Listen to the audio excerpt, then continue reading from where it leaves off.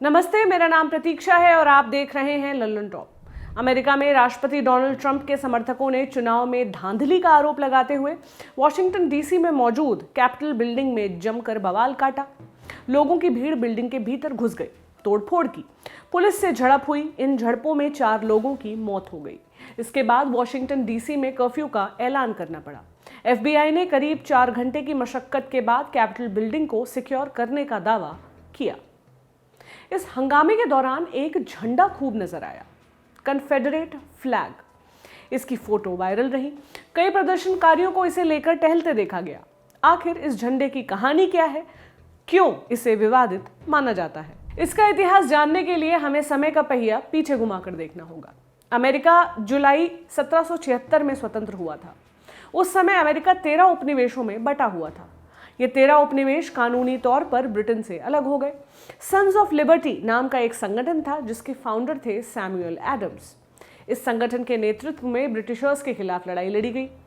आज़ादी के बाद अमेरिका के सामने सवाल ये था कि इसे किस तरह का देश बनाया जाए, पॉलिटिकल सेटअप कैसा हो। अमेरिका में कई स्तर पर गहरी खाई थी, समाज बटा हुआ था, राज्यों के बीच मतभेद थे। 1789 में अमेरिका का संविधान बना। उस संविधान के मुताबिक कन्फेडरेट फ्लैग अपना लिया गया। आज़ादी के समय अमेरिका में 13 कॉलोनीज थी। इन 13 कॉलोनीज का अपना रिप्रेजेंटेशन था। हर कोई अपना अलग झंडा चाहता था। अगर हम इसे भारत के संदर्भ में समझें तो जैसे जम्मू कश्मीर का अपना झंडा था कुछ समय पहले तक, वैसा ही इन 13 कॉलोनीज के साथ था। इसके बाद संविधान का एक नियम बना, सहमति बनी कि हर कोई तय कर सकेगा कि उसके फ्लैग के अंदर कौन सा सिंबल होगा। उस तरीके से कन्फेडरेट फ्लैग आया। हालांकि उसके बाद अमेंडमेंट होते रहे। अमेरिका का जो पहला झंडा था उसका डिजाइन यही था, 13 स्टार और रेड एंड व्हाइट स्ट्राइप्स। इस झंडे को 1767 में ही सन्स ऑफ लिबर्टी ने अपना लिया था। 1861 में अब्राहम लिंकन अमेरिका के 16वें राष्ट्रपति बने। लिंकन रिपब्लिकन पार्टी से थे। उनका पहला एजेंडा एबॉलिशन ऑफ स्लेवरी था, यानी गुलामी खत्म करना। उस समय अमेरिका के साउथ स्टेट में गुलामी काफी डोमिनेंट तरीके से थी। ब्लैक अमेरिका में गुलाम हुआ करते थे।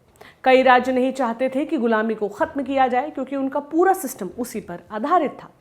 ऐसे में अमेरिकन सिविल वॉर हुआ। हालांकि इस गृहयुद्ध की कई वजहें बताई जाती हैं, लेकिन एक वजह गुलामी भी थी। नॉर्थ के स्टेट और साउथ स्टेट के बीच लड़ाई हुई। इस युद्ध में उत्तरी राज्य अमेरिका की संघीय एकता बनाए रखना चाहते थे और पूरे देश से दास प्रथा हटाना चाहते थे। इस लड़ाई में कई लोग मारे गए। नॉर्थ के स्टेट ने साउथ के स्टेट्स को हरा दिया। इसके बाद अमेरिका ने एक नए झंडे को अपनाया जिसमें यूनिटी और स्पिरिट की बातें कही गई। कन्फेडरेशन का फ्लैग 1861 के समय आया। जब अमेरिकन सिविल वॉर हुआ था तब ये खूब लहराया गया था। राष्ट्रपति अब्राहम लिंकन के कार्यकाल में तब जो रिबेलियन स्टेट थे उन्होंने अपना झंडा यूज किया था स्टेट ऑफ अमेरिका के खिलाफ। ये बगावत का प्रतीक माना जाता है, इसलिए इसे लेकर इमोशन और सेंटिमेंट एक तरीके का जुड़ा हुआ है। ऐसा नहीं है कि कन्फेडरेट फ्लैग पहली बार लहराया गया है।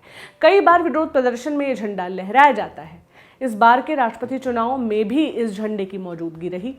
इसके बारे में लल्लन टॉप के US करेस्पॉन्डेंट अविनाश कल्ला ने बताया कि नॉर्थ कैरोलिना में इलेक्शन से पहले कई जगहों पर कन्फेडरेट फ्लैग फहराए गए।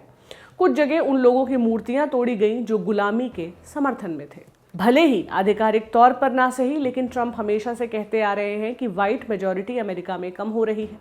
अगले 30 सालों में जो मिक्स कलर के लोग होंगे वो अमेरिका में व्हाइट लोगों से ज्यादा होंगे। फिर जो 1860 का रेशियल अमेरिका था जहां गुलामी के समर्थक कन्फेडरेट फ्लैग दिखाते थे, उनके पास वो फ्लैग था। कन्फेडरेट फ्लैग सिविल वॉर में भी काफी यूज हुआ था।